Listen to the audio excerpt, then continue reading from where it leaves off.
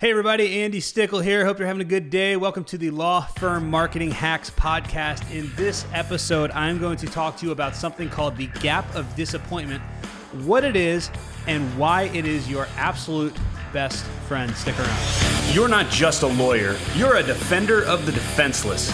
You possess a license that allows you to fight for those who can't fight for themselves. But while you're fighting for others, who's watching out for you?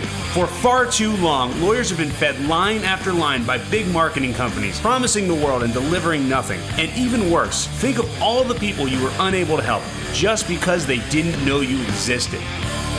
That ends today. It's time to take the power back. This podcast will teach you how law firm marketing really works, how to not only get more clients, but how to get your dream clients, how to save time, how to save money, how to save energy by only focusing on tactics that work so you can grow your firm and help more people, and how to never get screwed by a marketing company ever again.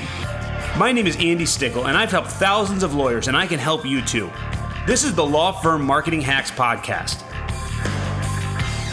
Okay, so I did a video on this not too long ago on my YouTube channel, and it's such an important concept that people don't understand that it's really worth kind of talking about here also. It's a concept called the gap of disappointment, and basically what happens and what the gap of disappointment is, it's this concept where when you start creating content on social media or doing blogging or doing anything, any sort of marketing that basically kind of requires putting yourself out there and creating content and kind of has to be, like an ongoing thing, even if, maybe like it's a podcast, it's a YouTube channel, it's a Facebook channel, it's, Instagram, whatever you're trying to do. There's something called the gap of disappointment, and it's a real thing. I didn't come up with it. The first place I heard about it was from Moz. And I'm not sure if they came up with it or if somebody else came up with it, but what the gap of disappointment is basically states that when you create your first couple pieces of content, you're going to have a disproportionate amount of success. So what's going to happen is you're going to create a video, or you're going to create two videos, and you're going to share them, and you're going to get a lot of likes and a lot of comments, and people are going to say, "Oh, this is great, thanks for the content," and it will have been really easy. It'll be really easy for you to create that content. You post it, and you get a lot of love in return. And then what happens is you create a couple more pieces of content, and they do okay, but they don't do quite as well as the first one. And then what happens, you start getting into this cycle where you're creating content and you're not getting a lot of positive feedback on it, and you're certainly not making an ROI. And basically, this is the gap of disappointment. The gap is, if you can imagine, when you first create that content, the ROI, or basically kind of maybe not even financial ROI, maybe ROI in terms of positive feeling inside of you and kind of encouragement and the willpower to keep going. If you can imagine it, it kind of goes up like an arc, and then it starts coming down, right? And while it's really high, the effort required is very low. So what ends up happening is you've got this thing where you're getting a lot of ROI for very little effort, right? But then the ROI starts coming down, and the effort that's required to create this content starts going up and up and up and up and up, while the ROI is very low. And this is the gap of disappointment, where the ROI is much, much lower or almost non-existent compared to the effort that it takes to create content. So create your podcast, or create your podcast, or create your YouTube channel, or create Facebook content or Instagram content, or whatever type of content you're creating, right? So what ends up happening, and it's really interesting because this happens every single time. This happened to me. This happens to so many different content creators, is that eventually it'll probably take a month. It maybe a month to 3 or 4 months. For me, it took about 4 months, to be totally honest with you. What ends up happening is at some point you start creating enough content and enough consistency that your ROI starts creeping back up, and it starts going back up and up and up and up and up, right? And when that happens, your effort starts going down and down and down and down, and your effort becomes much less for a better ROI. So essentially what you're doing is you're getting a great return, and it's much easier to create that content. And there's a couple of reasons for that. One is because, during the period where you were putting out a lot of effort and getting no ROI, hopefully you're creating content that's evergreen. So what you're doing is you're throwing, I like to say it's like fishing, right? So if you're fishing and you have one line in the water, maybe you'll catch a fish, maybe you won't, right? But if you're fishing and you have 200 lines in the water or 500 lines in the water, then you're much more likely to catch a fish. So during that period where your ROI is very low and your effort is very high, you're essentially just throwing more lines in the water. You're creating content and not catching anything, creating content and not catching anything, creating content and not catching anything, right?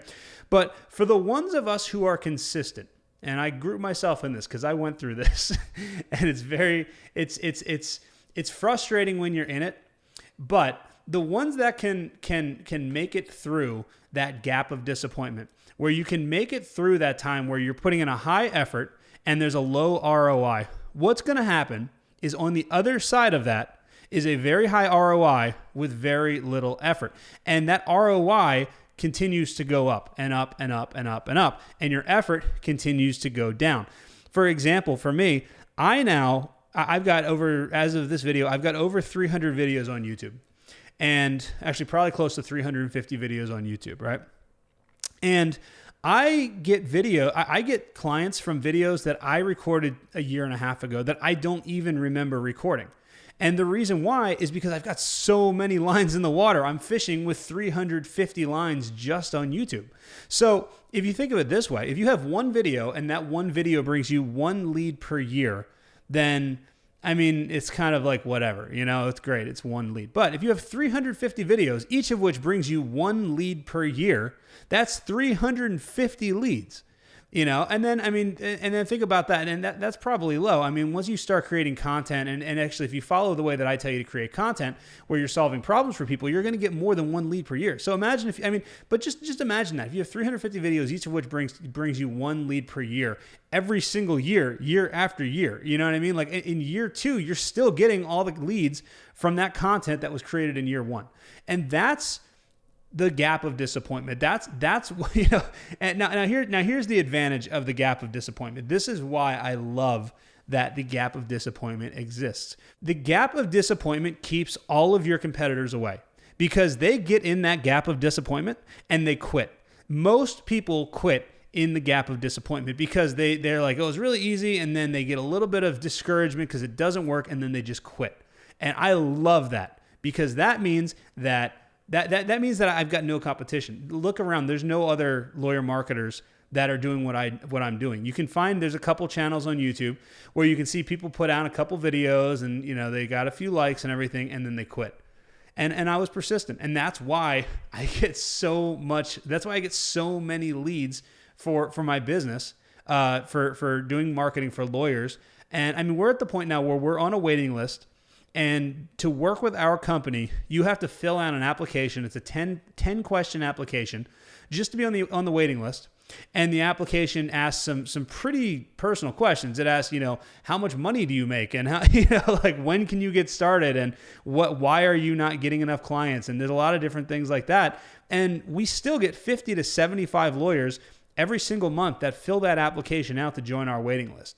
And it's because of the fact that I created so much content and I've got so many lines in the water. I'm fishing, it's not even fair. I'm fishing with, 500 lines by this point, because probably more than that when you figure my Facebook group, my YouTube channel, my podcast, my Instagram, my LinkedIn, trying to think what else. I think that's everything. And in my email list, and what it all comes down to is one simple thing. I was just persistent. I recognized that there was this thing that was going to happen called the gap of disappointment. And the way that I knew about it was because I actually saw a post that Rand Fishkin did on Moz. That's where I learned about the gap of disappointment like 2 years ago. And with the knowledge that that's what was going to happen, and really the excitement that that's what keeps all of my competitors away, then I knew I just had to stick with it, and eventually it was going to click. And it absolutely clicked. It absolutely did. And any lawyer can do this. If you're creating content, just be aware that you're going to it's going to be easy at first, and then it's going to get hard, and then it's going to be absolutely amazing. So that's just what you have to understand. Be aware of the gap of disappointment. Once it starts getting hard, know that you're in the gap of disappointment, and just love the fact that you're still going while your competitors are quitting. Hope you guys have a good day. Hope that helps, and I will talk to you soon. Thanks. Hey, thanks for listening to the Law Firm Marketing Hacks podcast. Remember to subscribe and to leave a review. Do you ever feel like you're lost when it comes to marketing your law firm? Like you just don't know where to start, or maybe you're confused by all the information out there, all the conflicting information? Well, I've helped lawyers, thousands of lawyers just like you, grow their law firms with proven strategies, and I can help you too. There's no need to waste any more time or any more money on strategies that don't work, or strategies that you're not even sure if they're going to work.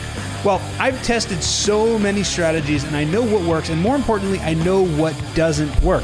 I can show you exactly how to get more clients, more cases, and make more money for your law firm. There's no more guesswork. When you work with me, you'll have a proven strategy that will help you grow your law firm, and you'll have access to an expert who's helped thousands of lawyers, walking you through the entire process. So let's work together. Book a free strategy session with my team today. Just go to chatwithandy.com. That's chatwithandy.com and fill out a quick survey that lets me learn a little bit about your law firm.